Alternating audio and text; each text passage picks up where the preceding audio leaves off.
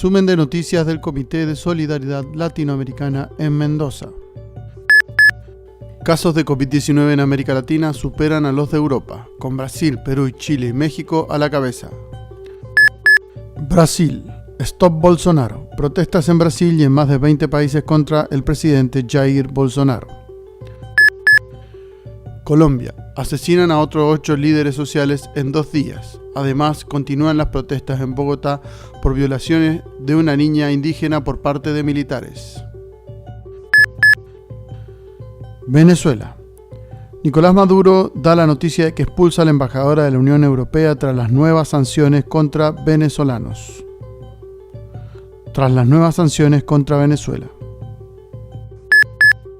Perú. Ya se registran 280.000 contagios y piensan levantar la cuarentena.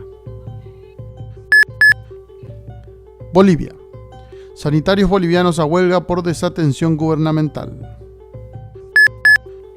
Chile.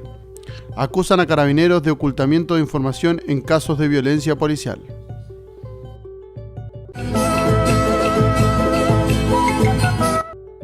Casos de COVID-19 en América Latina superan a los de Europa, con Brasil, Perú, Chile y México a la cabeza.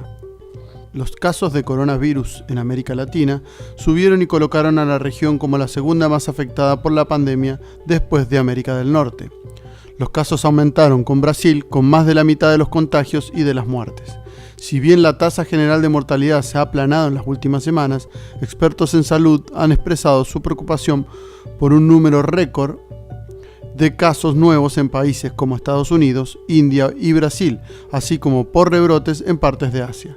La tasa de mortalidad promedio es de 78.000 personas por mes, en comparación con las 64.000 muertes relacionadas con el SIDA y los 36.000 fallecidos por malaria, según cifras de la Organización Mundial de la Salud.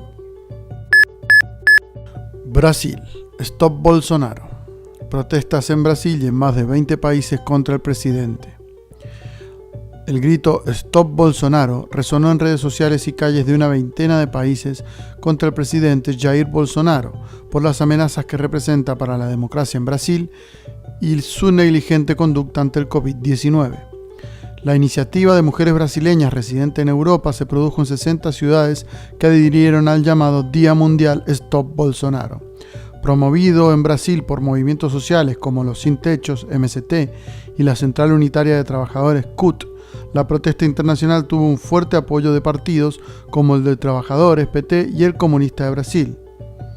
Como parte del acto, en Brasilia, los manifestantes colocaron cruces en los jardines de la céntrica explanada de los ministerios para honrar a los muertos por COVID-19, que superan ya los 57.000 y los 1,3 millones de infectados. De igual manera, con las señales se denunció la responsabilidad del gobierno ante la pandemia por no adoptar medidas efectivas.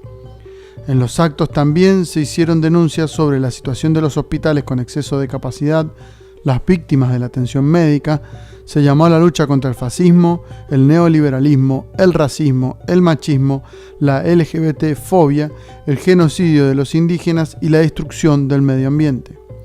La convocatoria recordó que desde que Bolsonaro asumió el poder en enero de 2019, estalló la deforestación, el asesinato de indígenas, negros, mujeres, homosexuales y líderes populares, el ataque sistemático a la cultura, la educación, el aumento de la precariedad del trabajo y el estancamiento de la economía. Colombia. En menos de 48 horas se han registrado 8 asesinatos a campesinos, líderes sociales y dirigentes ancestrales en departamentos como Chocó, norte de Santander, Cauca, Bolívar y Meta. Las víctimas de los asesinatos denunciados en varias ciudades de Colombia fueron un gobernador indígena, un exdirigente de la Unión Sindical Obrera del Petróleo, líderes de la movilización campesina y guardias indígenas que realizaban prácticas de cuidado en sus comunas por COVID. Los 8 asesinatos son una muestra del aumento de la persecución sobre los liderazgos en los diferentes territorios rurales en Colombia, poniendo en evidencia que pese a las medidas de aislamiento, el aumento de la militarización y la violencia por parte de los grupos armados legales e ilegales en el país no se ha detenido y siguen teniendo en la mira a los defensores populares y sociales de sus territorios. En noticias relacionadas, continúan las protestas en Bogotá por la violación de niña indígena por parte de militares. Decenas de personas hicieron este lunes un plantón frente al Cantón Norte, la principal unidad militar de Bogotá, para protestar contra la violación de una niña indígena por parte de 7 soldados colombianos y pedir que la justicia no deje impune el caso.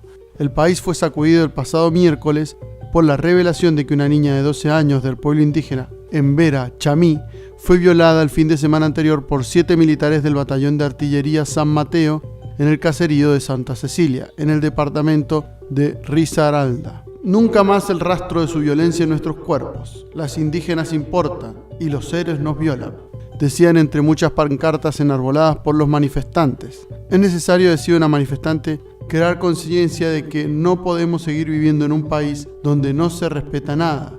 No se respetan los niños y las niñas, no se respetan las mujeres, no se respeta a los campesinos, ni a los indígenas, ni a los desvinculados. Los plantones o paros ocurren en momentos en que la conducta de miembros del ejército es cuestionada por denuncias, tanto de abuso sexual como de asesinatos de civiles, espionaje y corrupción, por lo que diferentes sectores piden acciones contra los militares implicados en los ilícitos.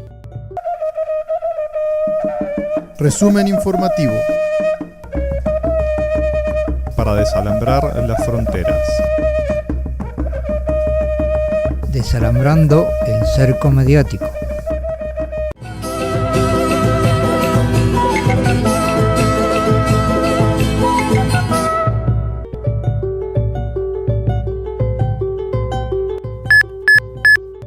Venezuela. El gobierno expulsa a la embajadora de la Unión Europea tras las nuevas sanciones contra el país. El presidente de la República, Nicolás Maduro, otorgó un plazo de 72 horas a la embajadora de la Unión Europea en Caracas para que abandone el territorio nacional luego de las medidas unilaterales adoptadas contra funcionarios del Estado venezolano.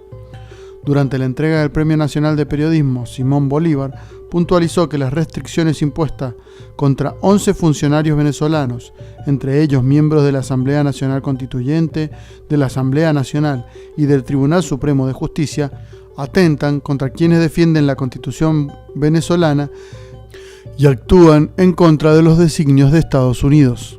Porque estos funcionarios de la Unión Europea y la propia Unión Europea siguen teniendo esa actitud arrogante, supremacista, de sentirse superiores a nosotros. Nosotros de Venezuela hablamos claro, hablamos duro. Claro que le hablamos duro a la Unión Europea. No le tenemos miedo a nadie en este mundo. Entonces la Unión Europea hoy sacó una resolución donde la supremacista Unión Europea sanciona a aquellos venezolanos que, formando parte de instituciones del Estado, defienden la Constitución. ¿Quiénes son? Ya basta, por eso he decidido darle 72 horas a la embajadora de la Unión Europea en Caracas para que abandone nuestro país.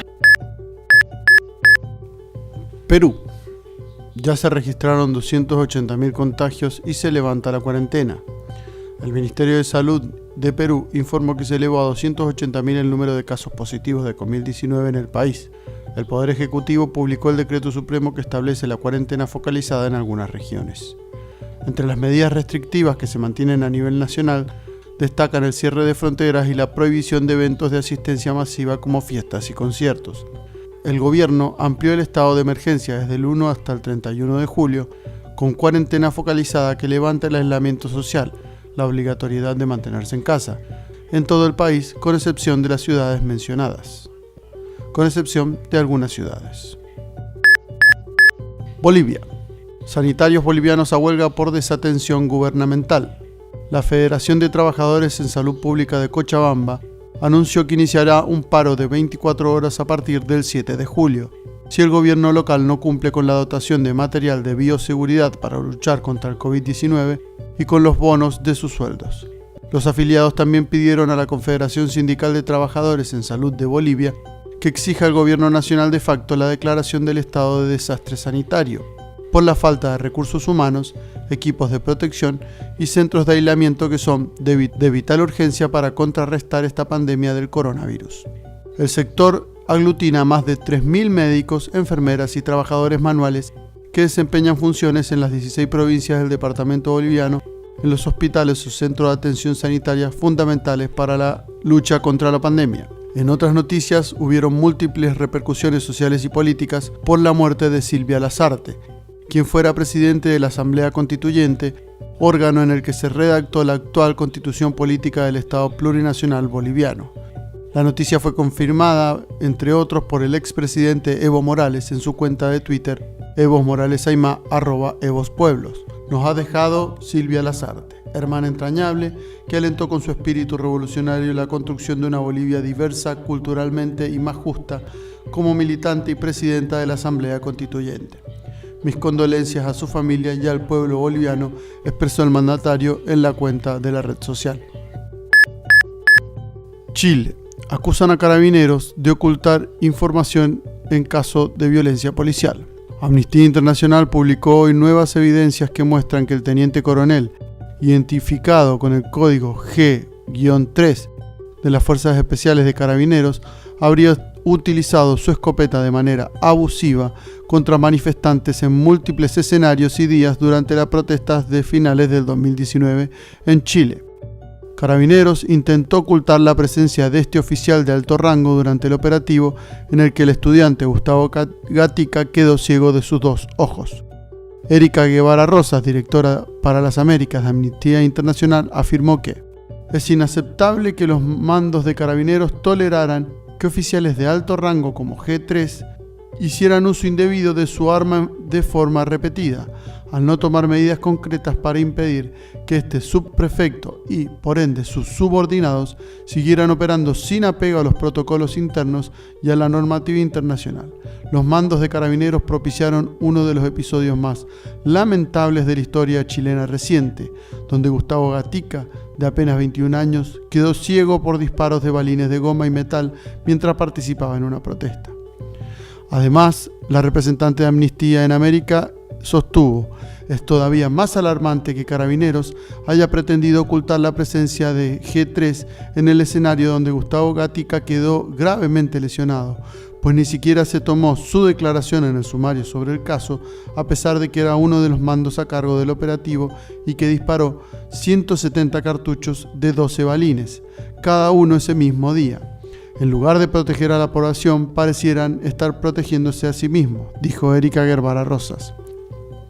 Amnistía Internacional exigió a la Fiscalía Nacional de Chile continuar con las investigaciones en torno a G3 y a todos los mandos que pudieran y debieron haber impedido que dicho oficial operara sin apego a la ley, así como aquellos oficiales que pudieron haber incurrido en actos de obstrucción y encubrimiento de la justicia.